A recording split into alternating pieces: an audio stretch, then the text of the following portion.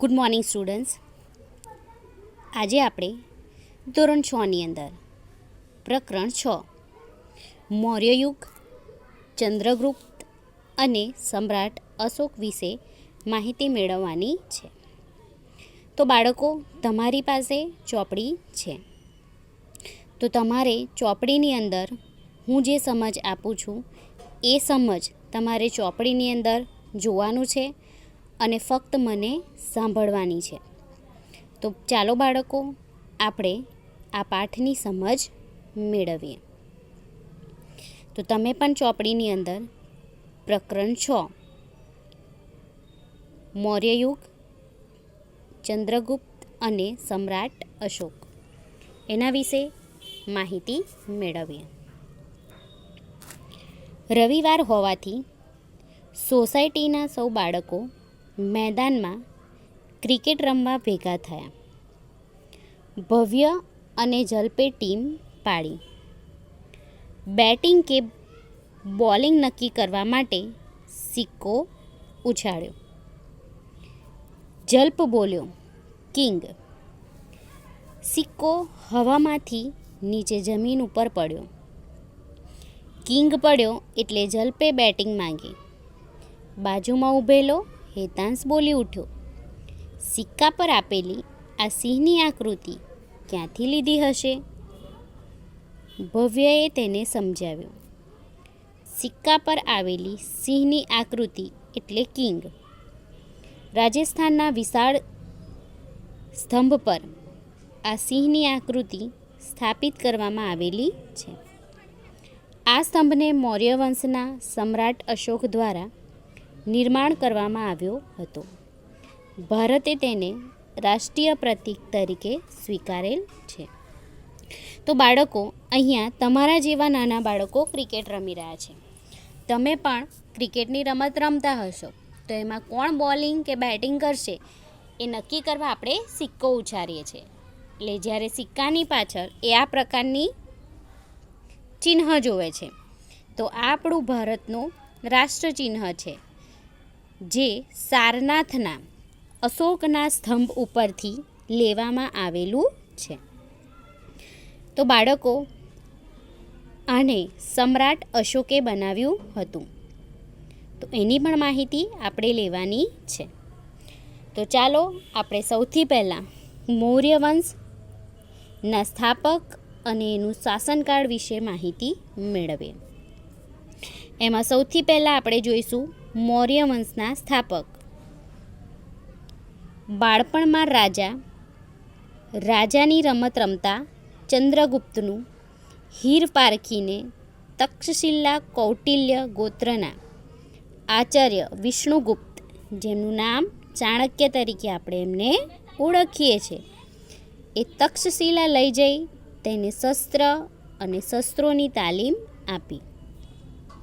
ચાણક્યની તાલીમની મદદ અને માર્ગદર્શનથી ચંદ્રગુપ્ત મૌર્યએ ઈસવીસન પૂર્વે 321માં નંદવંશના અંતિમ સમ્રાટ ધનનંદને હરાવી મગધની ગાદી સંભાળી. તો બાળકો, આ જે ચંદ્રગુપ્ત છે, બરાબર, એ ચંદ્રગુપ્તને આચાર્ય, એમના ગુરુ છે ચાણક્ય, બરાબર, તેમણે એમને શસ્ત્ર અને શસ્ત્રોની તાલીમ આપી અને ત્યારબાદ એમણે નંદવંશ, બરાબર, એનો અંતિમ સમ્રાટ ધનનંદ એમને હરાવી અને ચંદ્રગુપ્તે પોતાનું શાસન એટલે કે મગધની ગાદી એણે સંભાળી અને એણે કયા વંશની સ્થાપના કરી? મૌર્ય વંશની સ્થાપના કરી. તો બાળકો, એટલા માટે ચંદ્રગુપ્ત મૌર્ય તરીકે ઓળખાય છે. ચાણક્યની રાજનીતિ અને વહીવટ અંગેની કુશળતાનો સંપૂર્ણ લાભ ચંદ્રગુપ્તને મળ્યો. ચાણક્ય દ્વારા લખાયેલ અર્થશાસ્ત્ર નામના ગ્રંથમાંથી તે સમયની રાજકીય, આર્થિક અને સામાજિક જીવનની માહિતી મળે છે. તો તમને બાળકો પૂછે કે ચંદ્રગુપ્તે કયો ગ્રંથ લખ્યો હતો? તો અર્થશાસ્ત્ર નામનો ગ્રંથ તેમણે લખ્યો હતો. ચંદ્રગુપ્તની તમામ સિદ્ધિઓમાં ચાણક્યના મુસદ્દગીરી માર્ગદર્શનને ઘણો મહત્ત્વનો ભાગ ભજવ્યો હતો. ગ્રીક રાજા સેલ્યુકસ નિકેતરે હરાવીને ચંદ્રગુપ્તે 4 પ્રદેશો કાબુલ, કંદહાર, હેરાત અને બલુચિસ્તાન જીત્યા હતા. ચંદ્રગુપ્તની બહાદુરીથી પ્રભાવિત થઈ સેલ્યુકસે પોતાની પુત્રી હેલેનાને ચંદ્રગુપ્ત સાથે પરણાવી અને પોતાના રાજદૂત મેગેસ્થનીસને તેના દરબારમાં મોકલ્યો. પાટલીપુત્રમાં રોકાણ દરમિયાન મેગેસ્થનીસે લખેલ પુસ્તક ઇન્ડિકામાંથી મગધ સામ્રાજ્યના પાટનગર અને તેના વહીવટ વિશેની અગત્યની અને આધારભૂત જાણકારી મળે છે. તો બાળકો, ગ્રીક રાજા જેનું નામ હતું સેલ્યુકસ નિકેતર, એણે હરાવી અને ચંદ્રગુપ્તે 4 પ્રદેશો જીત્યા. કયા કયા? કાબુલ, કંદહાર, હેરાત અને બલુચિસ્તાન. હવે એ ચંદ્રગુપ્તે આ 4 પ્રદેશો જીત્યા એટલે એની બહાદુરીથી સેલ્યુકસે બરાબર એ પ્રભાવિત થઈ ગયો અને એણે તેની પુત્રી હેલેનાને ચંદ્રગુપ્ત સાથે પરણાવી અને પોતાનો રાજદૂત, શું નામ છે એનું? મેગેનિસ્ત, એને એના દરબારની અંદર મોકલી દીધો અને એ મેગેનિસ્તે ઇન્ડિકામાંથી મગધ સામ્રાજ્યના પાટનગર અને વહીવટ વિશેની અગત્યની અને આધારભૂત જાણકારી આપણને મળે છે. તો ચાલો હવે એનો રાજ્ય વિસ્તાર જોઈએ. ચંદ્રગુપ્તે પોતાની વીરતા અને ચાણક્યની રાજનૈતિક કુશળતાથી પોતાની સત્તાનો પ્રચાર ભારતના અન્ય પ્રદેશોમાં કરી સમગ્ર ભારત પર એક સાર્વભૌમત સત્તા સ્થાપવાનો પ્રયત્ન કર્યો. ઉત્તરમાં અફઘાનિસ્તાન, પેશાવર, કંદહારથી લઈ પૂર્વમાં બંગાળ સુધી તેનું શાસન હતું. ભારત પર તેની સત્તા હતી. સૌરાષ્ટ્રમાં પણ તેનું શાસન હોવાનું તથા પુખ્તયુગમાં નામના વૈશ્યામાત્યને ત્યાંના રાષ્ટ્રીય પાલ તરીકે એટલે કે રાજ્યપાલ તરીકે નિમ્યા હોવાનું આરાધોમાં જણાવેલ છે. સૌરાષ્ટ્રમાં આવેલ ગિરનારના પર્વતમાંથી નીકળતી નદીઓ પર બંધ બાંધીને પુષ્પગુપ્તે સુદર્શન તળાવનું નિર્માણ કરાવ્યું હતું.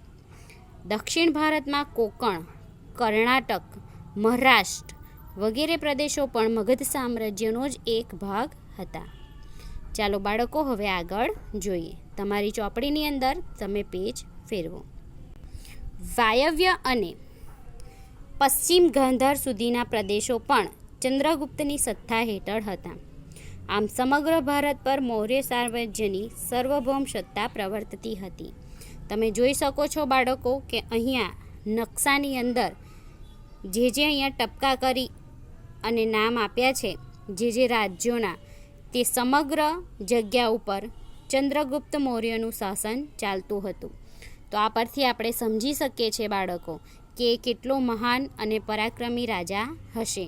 તમે અહીંયા જોઈ શકો છો કે નકશાની અંદર બ્રહ્મગીરી, એરાગુડી, મસ્કી, સન્નાતી, સાંચી, ગુજ્જર, ગિરનાર આ સમગ્ર જગ્યાએ બરાબર એનું રાજ્ય પ્રસ્થાપિત હતું. એટલે આપણે એમ કહીએ કે આખા ભારતની અંદર ચંદ્રગુપ્ત મૌર્યએ રાજ કરેલું આપણે જોઈ શકીએ છીએ. ત્યારબાદ આગળ વધીએ. ચંદ્રગુપ્તે તેના જીવનનો અંતિમ સમય જૈન મુનિ બ્રહ્મબાહુ સાથે મૈસૂરના શ્રવણબેલગોળામાં વિતાવ્યો હતો. ઈસવીસન પૂર્વે 297માં તે મૃત્યુ પામ્યો. ચંદ્રગુપ્તે 24 વર્ષ રાજ્ય કર્યાનું અને છેલ્લા વર્ષોમાં તેણે જૈન ધર્મ અપનાવવાની વાત જૈન પુરાણોમાંથી મળે છે. હવે છે ભારતમાં મૌર્ય વંશની સ્થાપના પહેલાંનો ઇતિહાસ. આદ્ય ઇતિહાસ તરીકે ઓળખવામાં આવે છે. મૌર્ય વંશની સ્થાપનાની ચોક્કસ અને આધારભૂત માહિતી વિવિધ સ્ત્રોતમાંથી આપણને મળી રહે છે. બરાબર, ભારતની અંદર મૌર્ય વંશની સ્થાપના એક ઇતિહાસ તરીકે ગણવામાં આવે છે અને એની માહિતી આપણે અનેક સ્ત્રોતોમાંથી પ્રાપ્ત કરી શકીએ છીએ. હવે મૌર્ય વંશની જાણકારી મેળવવાના સ્ત્રોતો, તો એમાં પહેલું છે અર્થશાસ્ત્ર, ઇન્ડિકા, દીપવંશ અને મહાવંશ અને મુદ્રા રાક્ષસ એ એક પ્રકારનું નાટક છે. તો અર્થશાસ્ત્ર જે છે ગ્રંથ એ કોણે લખ્યો છે? ચાણક્યએ. ઇન્ડિકા છે એ મેગેસ્થનીસે. દીપવંશ અને મહાવંશ એ બૌદ્ધ ગ્રંથો છે. બરાબર, સિલોન એટલે કે શ્રીલંકા ની અંદર આ ગ્રંથોનો સમાવેશ થતો હશે. ત્યારબાદ છે મુદ્રા રાક્ષસ, તેના લેખક છે વિશાખ દત્ત. આ ઉપરાંત મૌર્ય સમ્રાટોએ કોતરાવેલા શિલાલેખો, સ્તંભલેખો, ગુફાલેખો, સ્તૂપો અને વિહારોમાંથી આપણને ઐતિહાસિક માહિતી પ્રાપ્ત થાય છે.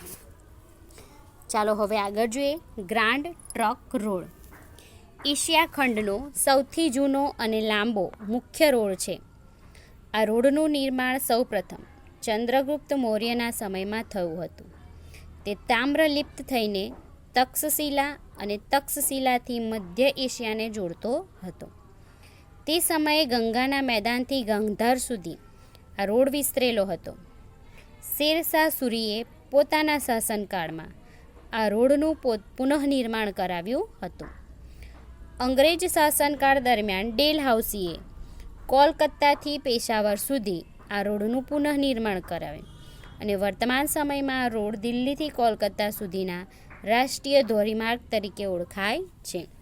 તો તમને પૂછે કે એશિયા ખંડનો સૌથી જૂનો અને લાંબો રોડ કયો છે, તો આવશે ગ્રાન્ડ ટ્રંક રોડ, બરાબર, જેનું નિર્માણ કોના સમયમાં થયું હતું? ચંદ્રગુપ્ત મૌર્યના સમયમાં થયું હતું. હવે છે બિંદુસાર. ચંદ્રગુપ્તના અવસાન બાદ તેનો પુત્ર બિંદુસાર મગધની ગાદીએ આવ્યો.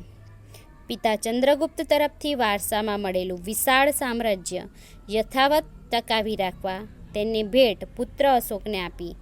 એ જ બિંદુસારની મોટામાં મોટી સિદ્ધિ ગણી શકાય, બરાબર. અશોક, તમે સિરિયલ પણ જોઈ હશે, બરાબર. સમ્રાટ અશોક નામની સિરિયલ પણ આવતી હતી. જો તમે જોઈ હોય તો તમને ખબર હશે કે એના પિતાનું નામ બિંદુસાર અને બિંદુસારના પિતાનું નામ ચંદ્રગુપ્ત મૌર્ય.